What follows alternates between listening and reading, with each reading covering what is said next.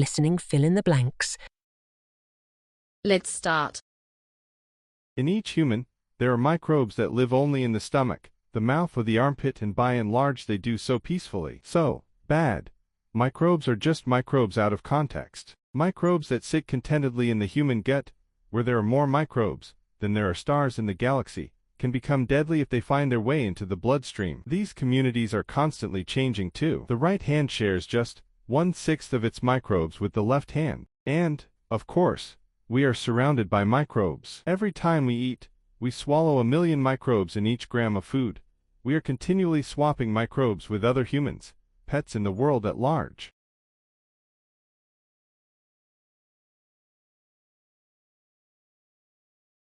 These, then, are the two standard forms of the sonnet in English poetry, but it should be recognized that poets rarely follow rules precisely, and a number of other sonnet types have been developed, playing with the structural elements. Edmund Spenser, for example, more famous for his verse epic The Faerie Queene, invented a variation on the Shakespearean form by interlocking the rhyme schemes between the quatrains, thus, ABAB-BCBC-CD-CD-E, while in the 20th century Rupert Brooke reversed his sonnet, beginning with the couplet. John Milton, the 17th century poet, was unsatisfied with the 14-line format and wrote a number of caudate sonnets, or sonnets with the regular 14 lines, on the Petrarchan model, with a coda or tail of a further 6 lines.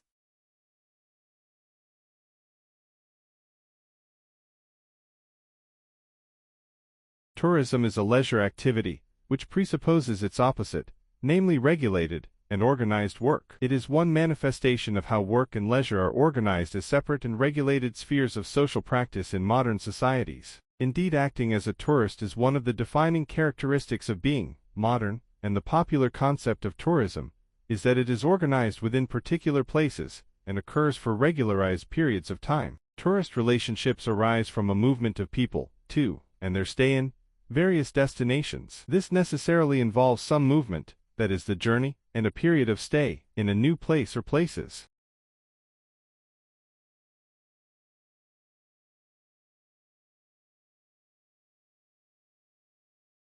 A substantial proportion of the population of modern societies engages in such tourist practices. New socialized forms of provision have developed in order to cope with the mass character of the gazes of tourists as opposed to the individual character of travel. Places are chosen to be visited and be gazed upon because there is an anticipation, especially through daydreaming and fantasy, of intense pleasures, either on a different scale or involving different senses from those customarily encountered. Such anticipation is constructed and sustained through a variety of non-tourist practices such as films, TV, literature, magazines, records, and videos, which construct and reinforce this daydreaming.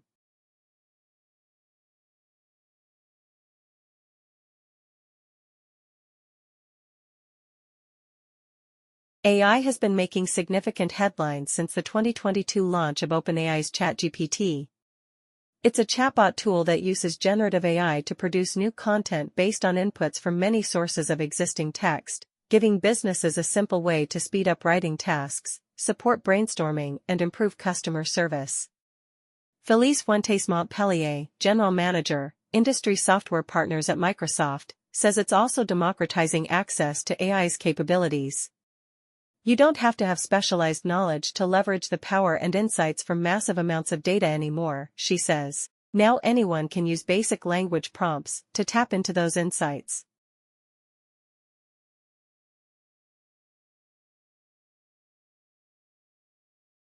History tells us that Nokia started as a paper mill in 1865. Through the 19th century the company expanded, branching into several different products. In 1967, the Nokia Corporation was formed. In the late 20th century, the company took advantage of the increasing popularity of mobile phones and eventually became the cell phone king. After the collapse of the cell phone king, Nokia was able to transform itself once again, this time from a mobile phone maker to a telecommunications infrastructure company. Today, Nokia is cashing in on the infrastructure evolution.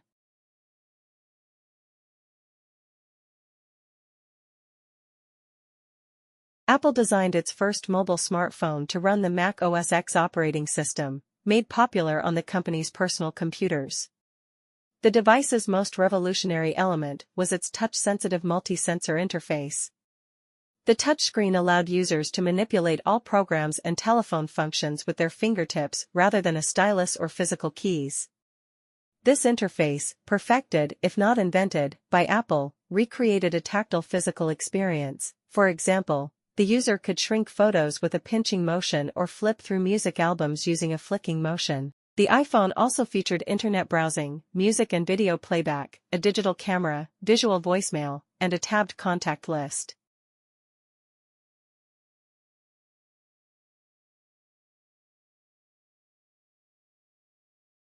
Differences among the grades and types of paper are determined by several factors: the type of fiber used, the preparation of the pulp, either by mechanical, groundwood, or chemical, primarily sulfite, soda, or sulfate, methods, or by a combination of the two, by the addition of other materials to the pulp, among the most common being bleach or coloring and sizing, the latter to retard penetration by ink, by conditions under which the sheet is formed, including its weight, and by the physical or chemical treatments applied to the finished sheet.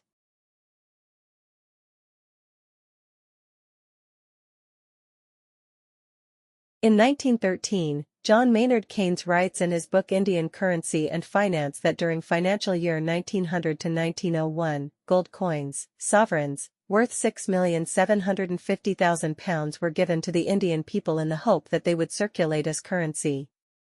But against the expectation of the government, not even half of that was returned to accounts. As this experiment failed spectacularly, the government abandoned the practice, but did not abandon the narrative of the gold standard. Subsequently, much of the gold held by the Government of India was shipped to the Bank of England in 1901 and held there.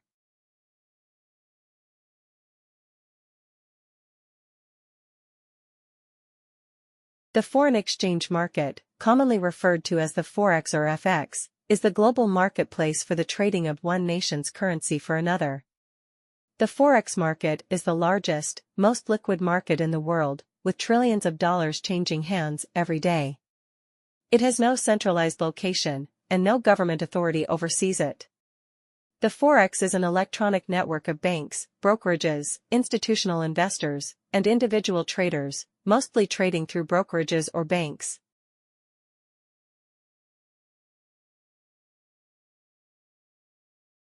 Like, share, subscribe the channel and press the bell icon for further updates.